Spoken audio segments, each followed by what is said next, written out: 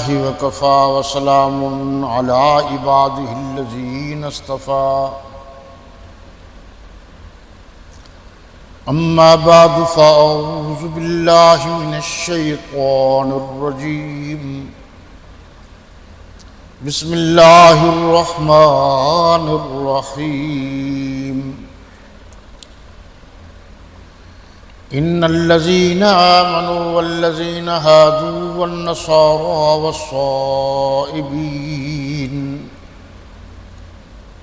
والصائبين من آمن بالله واليوم الآخر وعمل صالحا فلهم أجرهم عند ربهم ولا خوف عليهم ولا هم يحزنون وَإِذَا أَخَذْنَا مِيثَاقَكُمْ وَرَفَعْنَا فَوْقَكُمُ الطُّورَ خُذُوا مَا آتَيْنَاكُمْ بِقُوَّةٍ وَاذْكُرُوا مَا فِيهِ لَعَلَّكُمْ تَتَّقُونَ ثُمَّ تَوَلَّيْتُم مِّن بَعْدِ ذَلِكَ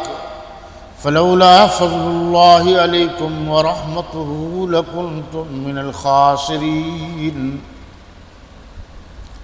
ولقد علمتم الذين اعتدوا منكم في السبت فقلنا لهم كونوا قردة خاسئين فجعلناها نكالا لما بين يديها وما خلفها وموعظة للمتقين صدق الله مولانا العظيم۔ صفحہ نمبر 14، آیت نمبر 62، 63، 64، 65 اور 66۔ ترجمہ دیکھیے جی، جو لوگ مسلمان ہیں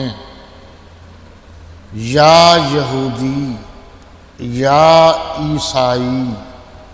یا ستارہ پرست، یعنی کوئی شخص کسی بھی قوم و مذہب کا ہو جو اللہ اور روز قیامت پر ایمان لائے گا اور عمل نیک کرے گا، تو ایسے لوگوں کو ان کے اعمال کا صلہ اللہ کے ہاں ملے گا، اور قیامت کے دن ان کو نہ کسی طرح کا خوف ہوگا اور نہ وہ غمناک ہوں گے۔ اور جب ہم نے تم سے عہد کر لیا اور کوہ طور کو تم پر اٹھا کھڑا کیا اور حکم دیا کہ جو کتاب ہم نے تم کو دی ہے اس کو زور سے پکڑے رہو، اور جو اس میں لکھا ہے اسے یاد رکھو تاکہ عذاب سے محفوظ رہو، تو تم اس کے بعد عہد سے، وعدے سے پھر گئے، اور اگر تم پر اللہ کا فضل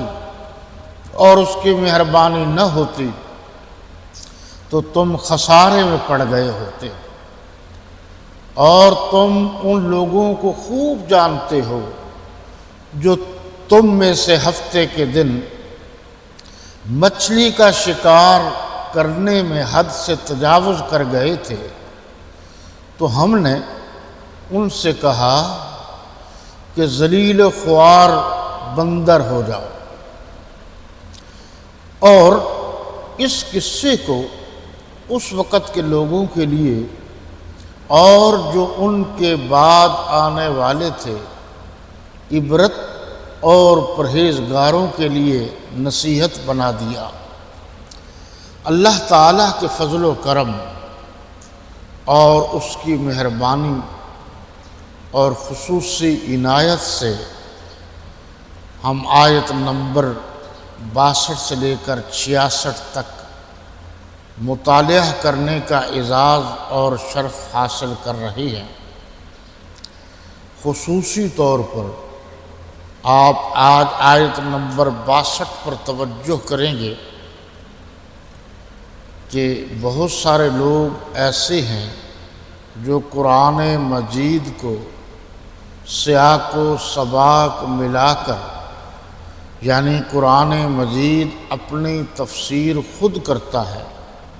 دوسری جگہ، تو وہ دوسری جگہ جانے کی بجائے جو آیہ مبارکہ ان کے سامنے سے گزرتی ہے اسی پر ہی وہ انحصار کر لیتے ہیں اور کہہ دیتے ہیں کہ یہ بات اس طرح ہے۔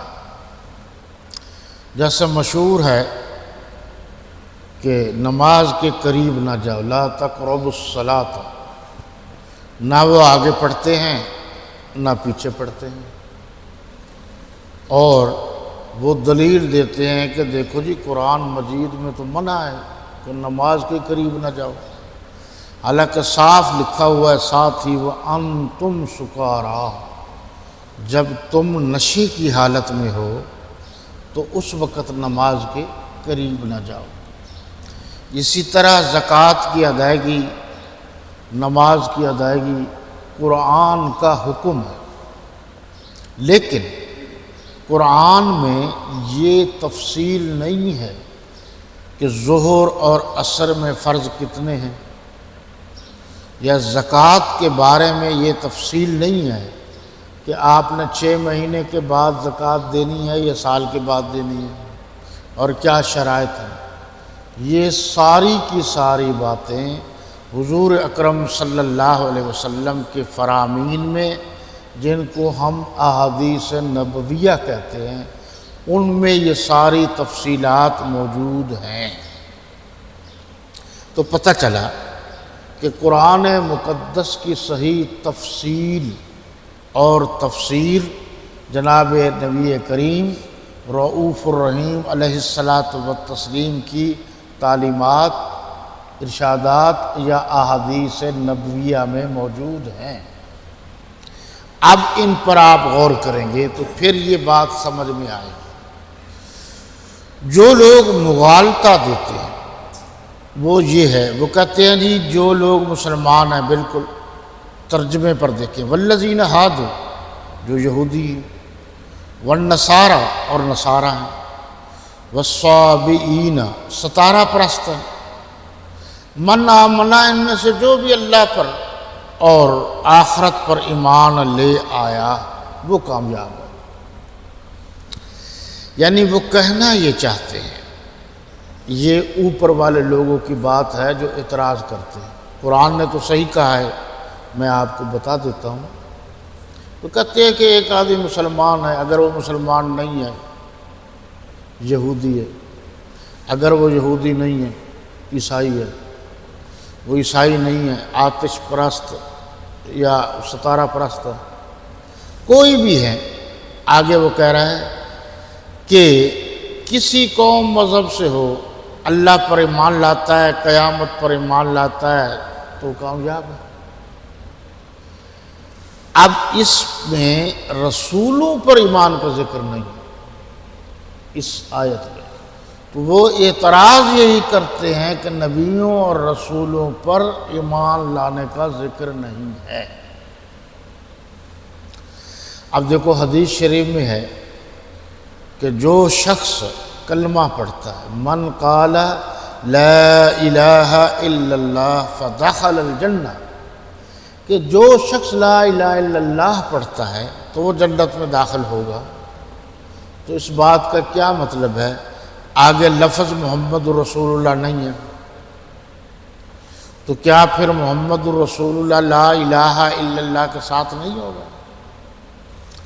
سورہ فتح پارہ نمبر 26 کی جو آخری آیت ہے، محمد الرسول اللہ والذین معہ، وہاں لا الہ الا اللہ نہیں ہے، تو پھر کیا کہا جائے گا کہ یہاں لا الہ الا اللہ کی بھی ضرورت نہیں ہے؟ ذرا ان باتوں کو آپ نے غور کرنا ہے، توجہ کرنی ہے کہ منکرین قرآن، ملحدین بڑے چالاکی سے باتیں کرتے ہیں۔ بڑا عرصہ ہوا میں پڑھتا تھا تو ہمارے ایک بزرگ تھے مولانا احتشام الحق تھانوی، کراچی کے تھے، خوش لباس تھے، خوش گفتار تھے اور خوش رفتار بھی تھے۔